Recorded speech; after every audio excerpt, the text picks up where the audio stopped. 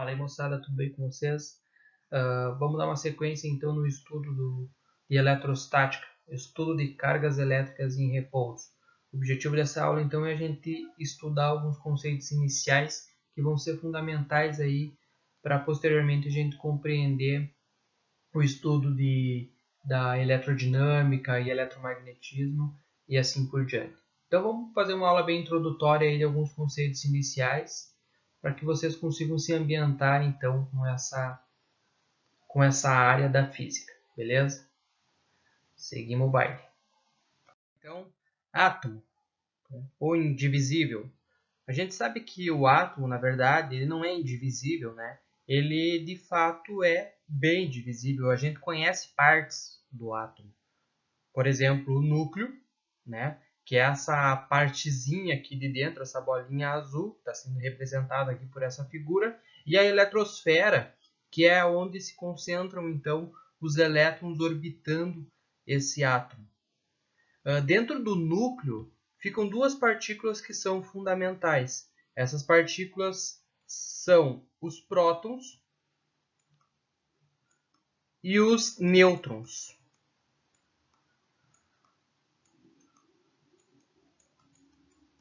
Os nêutrons.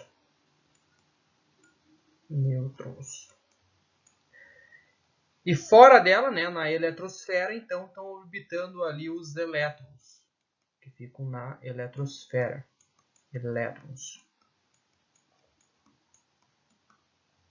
Uma característica interessante dos átomos, tá? É que os átomos, na verdade, eles são um imenso vazio. Imagine que o tamanho do átomo seja o tamanho do Maracanã, do estádio do Maracanã. O núcleo do átomo seria uma bola de futebol no centro do campo. E toda a outra parte em volta, as arquibancadas, ali, o campo de futebol, tudo isso faria parte da eletrosfera. Ou seja, toda aquela parte ali seria uma nuvem onde os elétrons estão orbitando, cada pouco em algum lugar.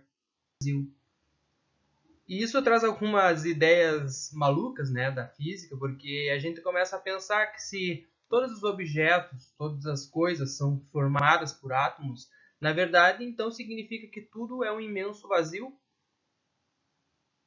Aí fica uma questão filosófica aí para a gente pensar e analisar no decorrer dos nossos estudos.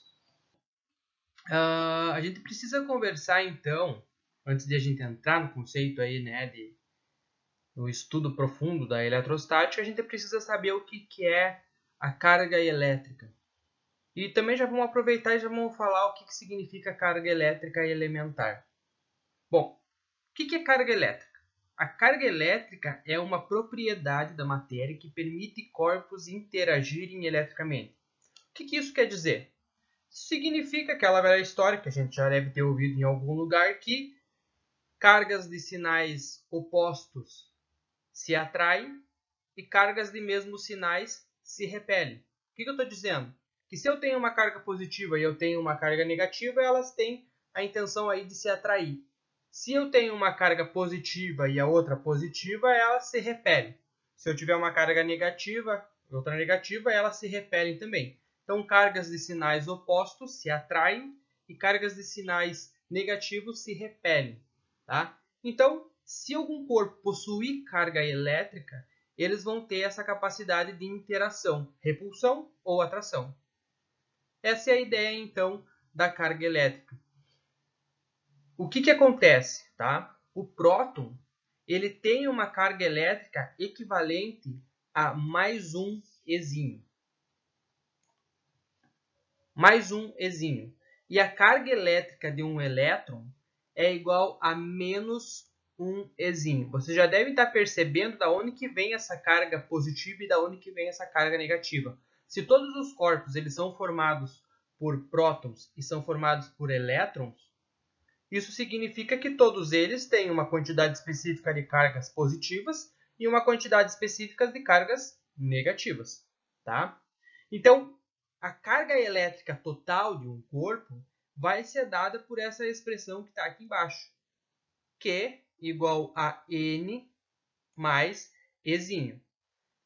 Mas de onde é que vem esse Ezinho aí? O que é esse Ezinho?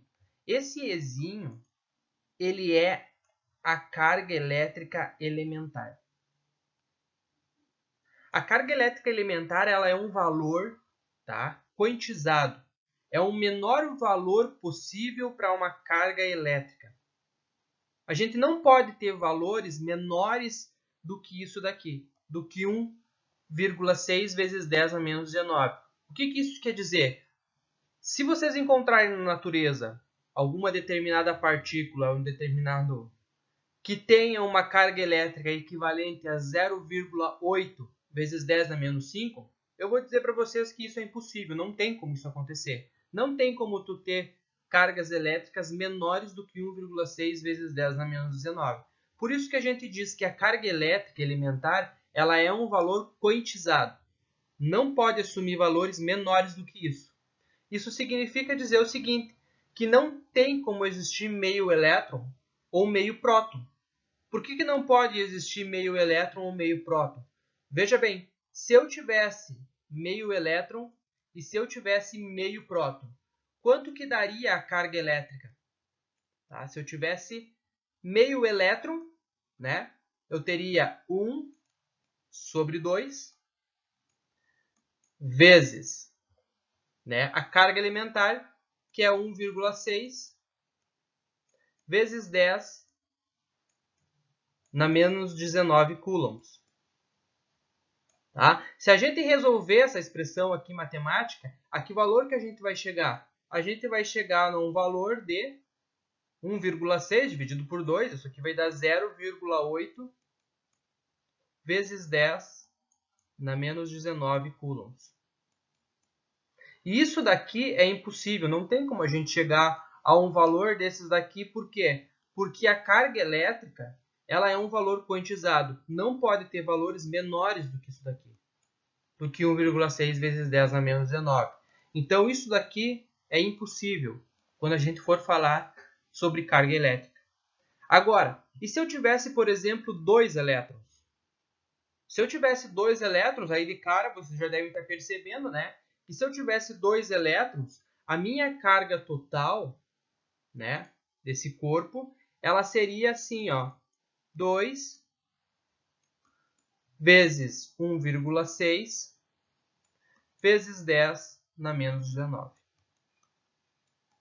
Isso aqui daria quanto? Daria 1,6 vezes 2, isso aqui dá 3,2, né? Vezes 10 na menos 19. Então, isso daqui é um valor possível. Eu posso ter valores maiores ou iguais a 1, né?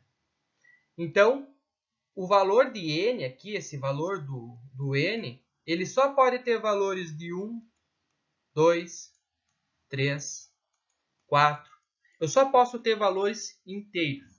E esse Ezinho significa minha carga elementar. E a carga total de um corpo vai ser dada pela quantidade de elétrons e a quantidade de prótons que esse determinado corpo tem. Bom, vamos dar uma analisada então no que acontece com condutores e isolantes elétricos de um ponto de vista da eletrostática. Você já deve estar pensando sobre condutores e isolantes da seguinte forma. O condutor é aqueles que permitem a passagem de corrente elétrica. E isolantes são aqueles que impedem a passagem de corrente elétrica, ou que bloqueiam, né, a passagem de corrente elétrica. Esse ponto de vista, ou essa análise, ela é bem condizente com os conceitos de eletrodinâmica. Só que a gente quer analisar aqui a eletrostática, então a gente vai fazer uma análise um pouquinho diferente.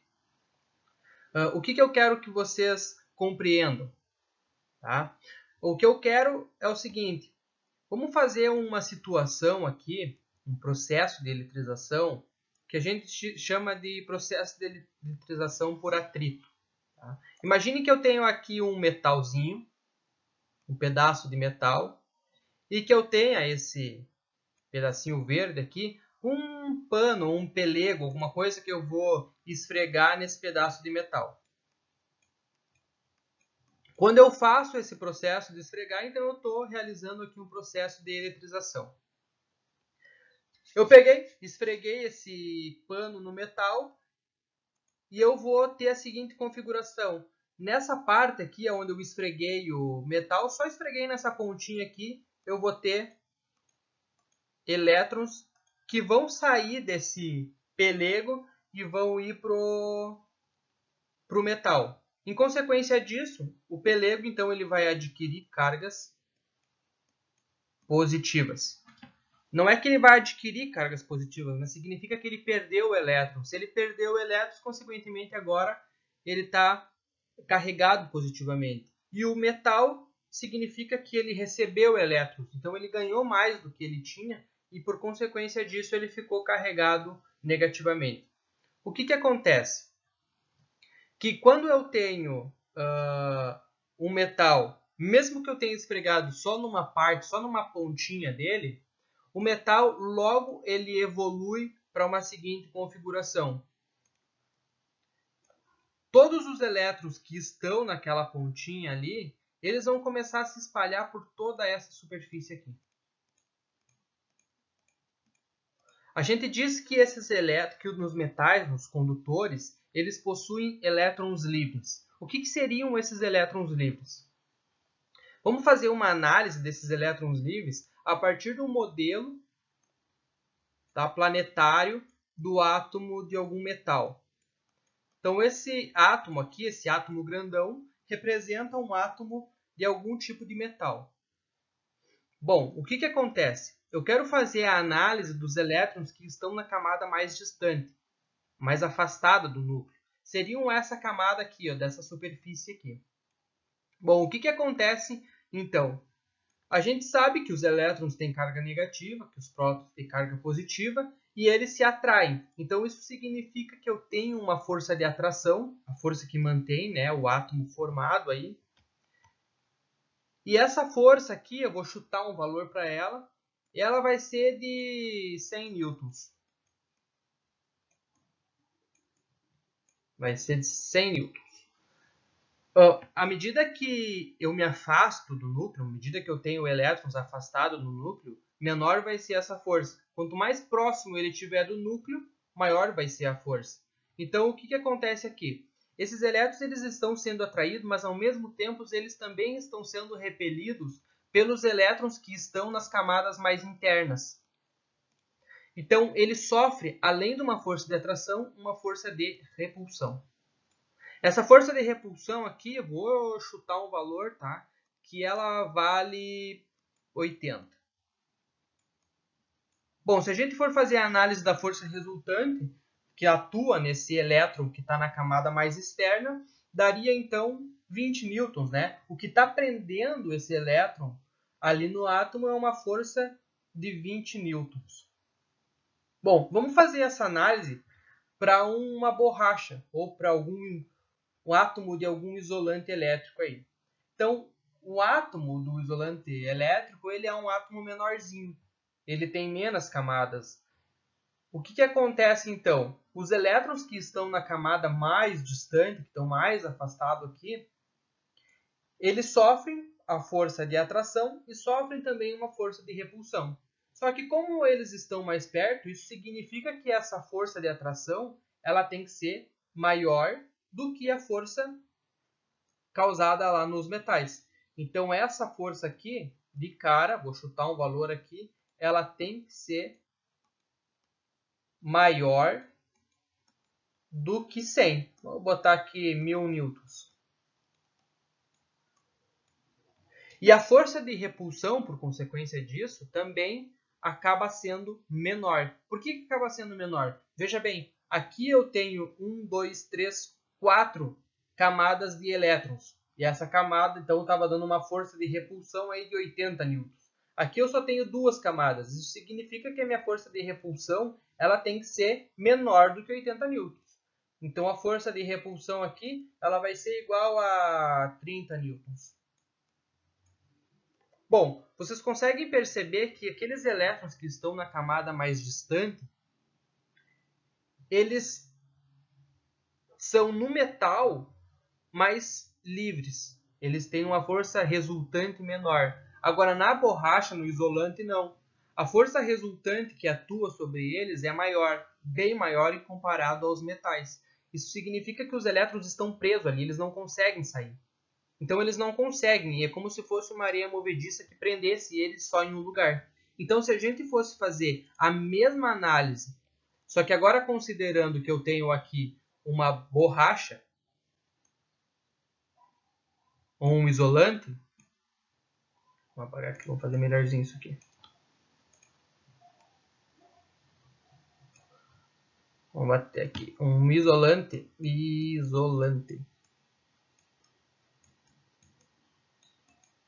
E eu fizesse também um processo de eletrização, o que aconteceria? Então eu vou pegar aquele pano, aquele pedaço de pelego ali, aquele negócio, e vou atritar nessa partezinha aqui do isolante.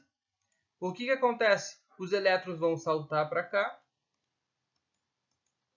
o pelego vai adquirir carga positiva,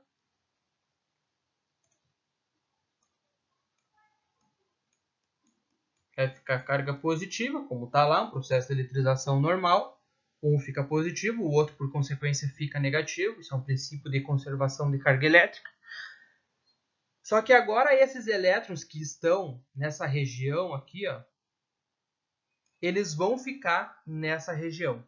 Eles não vão sair dali. Por quê? Porque eles estão muito presos pelos núcleos dos átomos dos isolantes. Então eles não conseguem escapar dali e eles vão ficar presos. Isso significa que os isolantes eles não conseguem adquirir equilíbrio eletrostático. Eles vão ficar com uma parte carregada e a outra pode estar neutra ou carregada de alguma outra forma. Então, nos isolantes eu posso ter até duas configurações, 2 ou 3 configurações aí. Eu posso ter uma parte que está neutra, eu não tenho nem excesso de cargas positivas, nem excesso de cargas negativas, e eu posso ter uma outra parte que está carregada negativamente.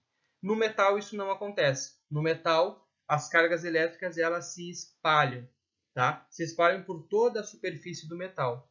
Essa é uma análise, então, que a gente consegue fazer sobre condutores e isolantes elétricos do ponto de vista da eletrostática.